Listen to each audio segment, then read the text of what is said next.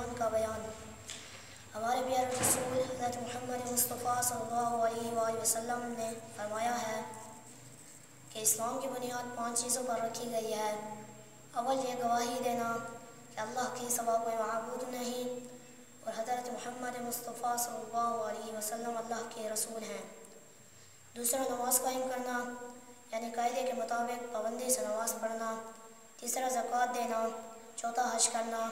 پانچواں رمضان شریف کے روزے رکھنا۔ اللہ تنہا ہے اور بس وہی معبود ہے، اس کے علاوہ کوئی عبادت کے لائق نہیں، اور حضرت محمد مصطفیٰ صلی اللہ علیہ وسلم اللہ کے سچے اور آخری رسول ہیں۔ ان دونوں باتوں کی گواہی دینے اور دل سے اقرار کرنے کو ایمان کہتے ہیں۔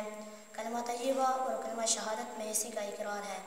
کلمہ طیبہ لا الہ الا اللہ محمد رسول اللہ، اللہ کے سوا کوئی معبود نہیں اور حضرت محمد مصطفیٰ صلی اللہ علیہ وسلم اللہ کے آخری رسول ہیں۔